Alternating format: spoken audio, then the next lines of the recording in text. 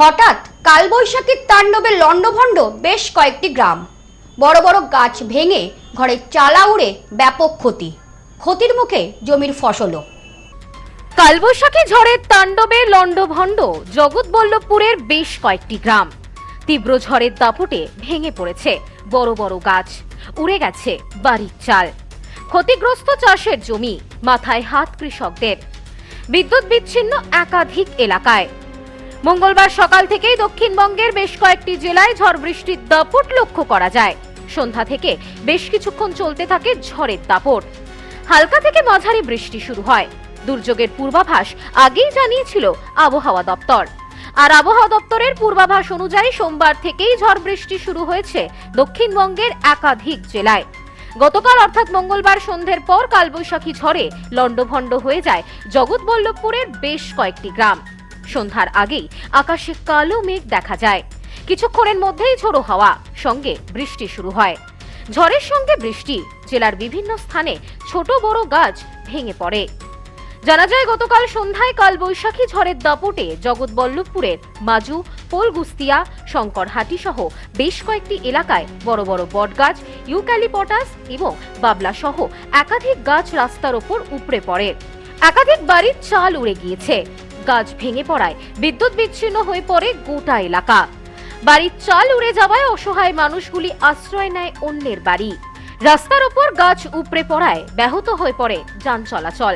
ক্ষতিগ্রস্ত হয়েছে চাষের জমি, নষ্ট হয়েছে প্রচুর ধান, মাথায় হাত কৃষকদের। ঝড় বৃষ্টি প্রচন্ড হয়েছে, অনেকের ক্ষয়ক্ষতি হয়েছে। ঠিক আছে, গাড়ি ঘোড়া যেতে পারছে না। হ্যাঁ, কারো চাল উড়ে চলে গেছে, কারো বাড়ির ডাল গাছে পড়েছে, বাড়িতে পড়েছে।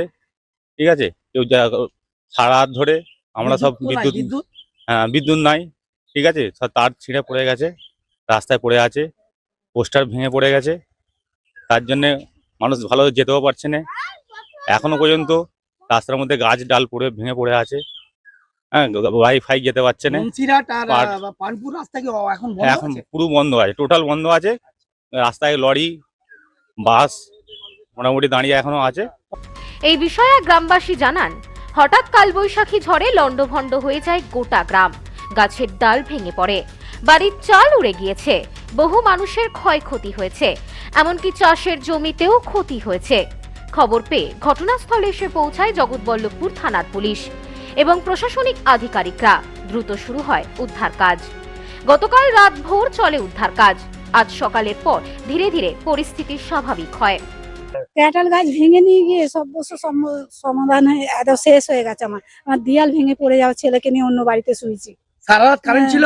সারা রাত কারেন্ট নেই, সন্ধ্যার আগে কারেন্ট চলে গেছে। কিচ্ছু নেই, কারেন্টটা যাতে আসে সেই চেষ্টার। আমার ঘরটা কি ক্ষতি হয়ে গেছে বিশাল। আমার খোঁড়া ছেলে, খোঁড়া স্বামী নিয়ে আমি একজনের বাড়িতে শুতে চলে গেছি। বাড়ির সমেত একজনের টিন উড়ে আমার বাড়িতে কলতলায় পড়েছে। টিন ফিন সব একদম ঘুরে গেছে। আমার ঘর ধরে এমন কিছু নেই, তিরপল ছিঁড়ে নিচে সাইডে পড়েছে। তবে গতকাল রাত্রে সেই ঝড়ের আতঙ্ক এখনো কাটিয়ে উঠতে পারেননি স্থানীয়রা। তৎপরতার সাথে কাজ করছে প্রশাসন। ক্ষতিগ্রস্ত অসহায় মানুষের পাশে রয়েছে প্রশাসন। তাদের সহযোগিতা করা হবে বলে জানা গিয়েছে।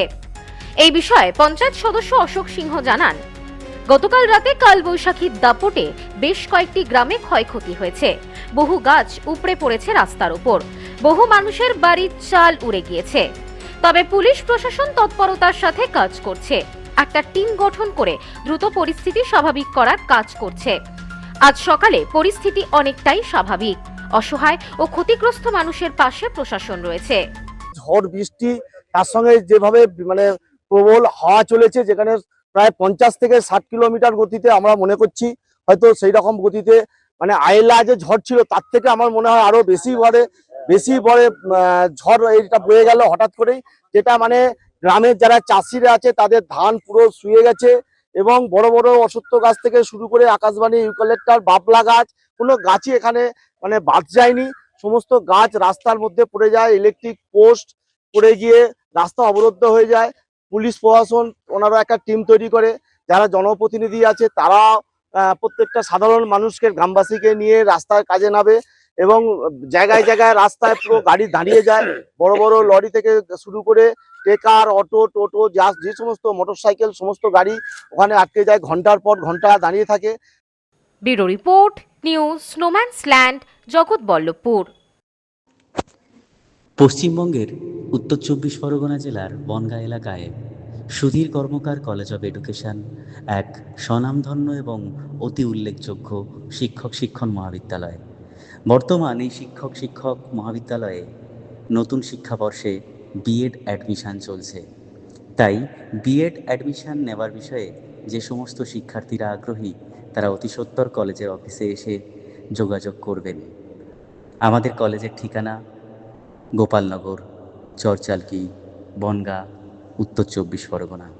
পিন নম্বর 743235।